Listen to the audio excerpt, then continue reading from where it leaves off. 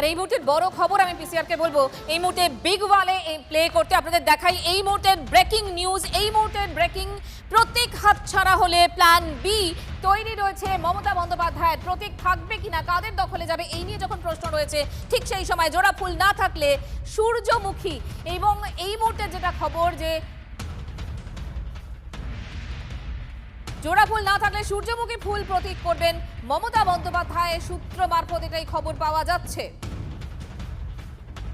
অর্থাৎ নতুন প্রতীক।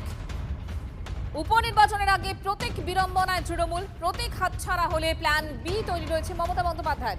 জোড়া ফুল না থাকলে সূর্যমুখী প্রতীক করবে কালীঘাট তৃণমূল সূত্রের খবর। প্রতীক নিয়ে তৃণমূলের টানাপোড়েন পৌঁছেছে নির্বাচন কমিশনে। কয়েক দফায় নথি জমা দিয়েছে দুই তৃণমূলই।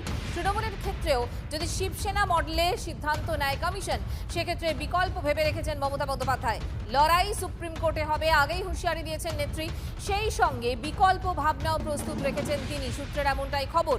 রাজ্যে বসিরহাট লোকসভা এবং নন্দীগ্রাম এবং রেজিনগর বিধানসভায় যে উপনির্বাচন আসন্ন, তার আগেই প্রত্যেক বিভ্রাট সামলাতে মরিয়া কালীঘাট তৃণমূল।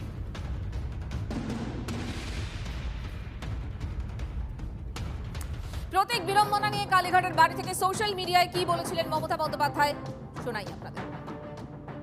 নির্বাচন কমিশনের কাছে কমপ্লেন করিয়ে আপনি সিম্বল কেড়ে নিতে পারেন, যদিও আমরা জানি সিম্বল আপনার পক্ষে যাবে না, কিন্তু ধরে নিলাম যদি ভ্যানিশ কুমার বাবু আমাদের পার্টিকে ফিনিশ করার জন্য ইলেকশনটাও করেছেন, যদি সিম্বল দিয়েও দেয় তাতে কি যায় আসে?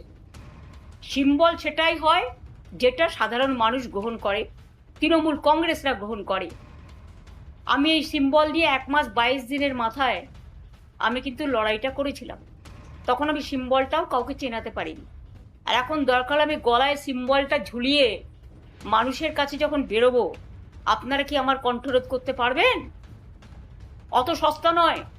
হ্যাঁ, কণ্ঠরোধ করতে গেলে আপনাদের আমাকে প্রাণে মেরে ফেলতে হবে। আর তৃণমূলের এই প্রতীক যুদ্ধকে তীব্র কটাক্ষ দিলীপ ঘোষের। পদ্ম ফুল হাতে রাখেননি তো, ইঙ্গিতপূর্ণ মন্তব্য পঞ্চায়েত মন্ত্রী। জোড়া ফুল গোটা ফুল দিয়ে কি করবেন, সঙ্গে তো কিছুই নেই। মমতাকে খোঁচা দিলীপের। পদ্ম ফুলটা রাখেননি তো আবার। দেখুন, এইসব জোড়া ফুল গোটা ফুল চলতেই থাকবে। আজকে ফুল নিয়ে কী করবেন? পার্টির অফিস, পার্টির অ্যাকাউন্ট কিছুই তো নেই হাতে। আর যারা চালাবে এমএলএ এমপি থেকে কর্মী, তারাও নেই সঙ্গে। অস্তিত্ব রক্ষার লড়াই লড়ছেন, তো স্টেটমেন্ট দিয়ে যে কদিন চলে।